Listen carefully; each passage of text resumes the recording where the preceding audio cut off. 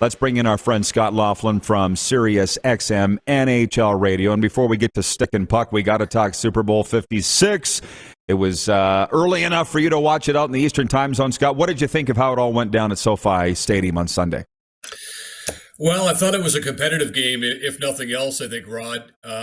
It didn't seem to usually have that sort of, given villain versus hero type thing. Maybe that's the Tom Brady thing that we've become used to for 50% of the Super Bowls the past couple of decades. It was a competitive game. It was intriguing right up until the final drive. Of course, that wasn't for the Cincinnati Bengals. But I thought all in all, the theatrics, the spectacle of it, including the halftime show, was really well done. I find it interesting with the halftime show in particular, Rod. Everybody always thinks that what they see in front of them is the greatest thing that they've ever seen, right? I like the halftime show. I think next year it'll be a tough task for whoever is going to be anointed to perform the halftime to outdo what we saw yesterday. But have we always look back on things this way? Do we forget about Prince 15 years ago at Hard Rock Stadium in Miami with the rain coming down and the curtain and purple rain and so on and so forth? I still think they would have a ways to go before they would outdo that. But again, you know how life works. It's recency bias. What have you done for me lately? It's exactly what I was going to say as you were saying that, recency bias. But that's fine. You and I don't get caught up in that. You can let it. For me, it was Lady Gaga jumping off the roof of the stadium. We all have our favorites. Yeah, I don't think you can top that. So, hey, to the National Hockey League, this has been burning me to ask you. Imagine being out here in the Western time zones, being surrounded by Jets fans and Oilers fans. Woo! How did the bottom fall out of those two teams? Do you see them coming back to the slides that they've been in the last month? I could see the Oilers doing it just because of the obvious, Draisaitl and McDavid. And Draisaitl and McDavid, quite frankly, the last couple of weeks, Rod, have been fairly human. I mean, they put their legs on apparently one leg at a time like the rest of us. I think that they still have to get back to where they were earlier this season. I think defensively, it's a work in progress with this team. We can talk all we want about goaltending. And I think there's no doubt that they're going to go out and address that at some point. And the old adage is, show me a good goalie, I'll show you a good coach. Well, Dave Tippett's fired. So what does that tell you about the Edmonton situation? They give up a lot defensively. Some of the gilt-edged scoring opportunities that they give up are just, so much more than other teams that are playoff contenders at this point. So if Dave Tippett, one of the best defensive coaches in the history of the game, one of the all-time winningest bench bosses in the history of the National Hockey League, if he can't somehow, some way find a way to make this team play better team defensive, defensive play, I don't know that Jay Woodcroft is going to have much more luck with that. Perhaps it's the personnel. I know they're without Duncan Keith now for 2 to 4 weeks with a suspected concussion, as evidenced by the injury he suffered last week. So they've got a ways to go defensively. They're going to add to their goaltending mix. I'm certain of that on or before March the 21st. But beyond that, I'll say, yes, they're going to be a playoff team because I have a hard time fathoming how Connor McDavid and Leon Draisaitl can play for a team and then not have enough to get to the playoffs. I think they're going to sneak into the postseason by the skin of their teeth. How much further they go probably depends on what they can do defensively or what they cannot accomplish defensively, and who they go out and get to upgrade that goaltending position.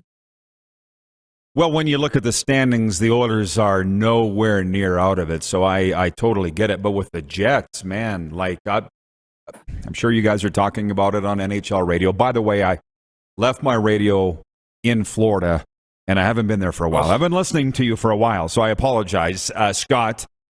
But the word out here, Craig Button actually said it, sitting in that chair a couple of weeks ago, that maybe Paul Maurice saw this coming, and that's why he stepped down. I mean, who knew the Central Division would be this tough and that the Jets wouldn't be able to get or maintain a foothold in it? We know this much, Rod. Blake Wheeler's not the same player that he was. He's getting no younger. Mark Scheifele has started to get things going here lately. That could be a good sign for them. I think arguably a guy like Pierre-Luc Dubois has been their best all-around forward this season, which is a credit to him for bouncing back after a disappointing start to his Jets run. I think, too, we talk about goaltending in Edmonton. Connor Hellebuck has been good this season, but he hasn't been great this season. He needs to be great for that team to get back in the playoffs. And, as of last week, he had a .910 save percentage, which for the most part, is going to be considered good in the NHL. Not great, but good. We've had a tendency to see Connor Hellebuck be great. He has to be that way, I think, for the Winnipeg Jets to somehow make a run here. I think the next couple of weeks are going to be very interesting, Rod, for Kevin Cheveldayoff here to try to take inventory and stock in his team to find out whether or not they're going to be a buyer or seller come the trade deadline. Right now, I think they're on the fence. They have got to get things going, as Hellebuck said, like tomorrow. They need to get things going, and they need to start winning games, and they need to start going on a bit of a run to put themselves back into the mix. If it's not going to be in the ultra-competitive Central Division, maybe it can be in that fight for the second wild card in the Western Conference. But in order to do that, they're going to have to play markedly better here in the next 2 or 3 weeks, and then Chevy's going to have to take inventory, as I mentioned, to find out whether or not he'll be buying or selling come the deadline. They've had expectations. I don't know that the expectations in Winnipeg are as high as they have been in previous seasons. This has been a disappointing team, though, so far this season from my perspective.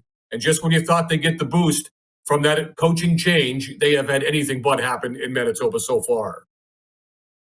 Hey, one more. And what we love about daytime sports talk is breaking news and on-the-spot analysis. The Tyler Toffoli has been traded to the Calgary Flames. Montreal receiving a first, a third, a prospect, and forward Tyler Pitlick. Tyler Toffoli to the Calgary Flames. How about that? The Flames were rolling as it was. The GM Brad Treliving felt that they had been were in the market for a top forward. They got it. What does this do for the Calgary Flames, in your opinion, Scott Laughlin? Well, I think, Rod, this really adds to their scoring depth. I think we had known the last couple of weeks, it became pretty clear that for Calgary, despite the fact that they might be earmarked for top spot in the Pacific, they have played really, really well, obviously, the last couple of weeks to allow them to make a maneuver like this. Brad Treliving's always been fairly active and creative in advance of the trade deadline. But what it does, to answer your question, it gives them a lot more scoring depth. We felt like, you know what, Johnny Gaudreau's having a fantastic season. He's going to reap the benefits financially from a new contract, presumably with the Calgary Flames. We know that Matthew Tkachuk's a guy that shows up game in and game out, and he produces as well. But you needed to have something in back of those guys in particular. I think that Tyler Toffoli adds to their scoring depth. Is he a streaky type player? Yeah, he is, but a lot of scorers are.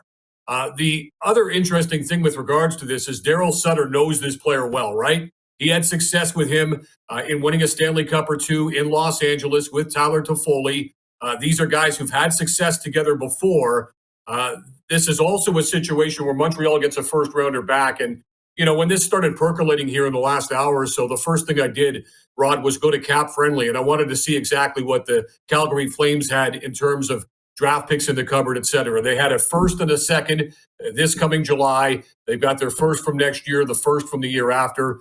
I don't know when the first is. Maybe you've got the details in front of you. But they did have the cachet with which to send something back to Montreal. And as we know in Montreal, it's not about the now, it's about the future. All of a sudden, a first-round pick really means a lot, I think, to that rebuilding situation and to that new regime in Montreal. So the Habs get to look towards the future. And I think Calgary, on a player who is not going to break the bank financially with what he's got left on his contract, I think that they add to their secondary scoring, which is the goal, I think, for Brad Treliving going into making this deal. Toffoli was so key on that Habs run last year. The sell-off has begun for the Montreal Canadiens. Wonderful analysis, as always. Love chatting hockey with you, Scott. As you know, enjoy the hockey, my friend, and have a great week. All right. Anytime, Rod. Thank you. Scott Laughlin, Sirius XM, NHL Radio, joining us from Toronto. Hey, everybody. Thanks for watching the RP Show on YouTube. And don't forget, we're live daily on YouTube from noon to 2 Eastern. If you like what you see, hit subscribe. And if you like the program, check around for other segments of The Rod Pedersen Show here on YouTube.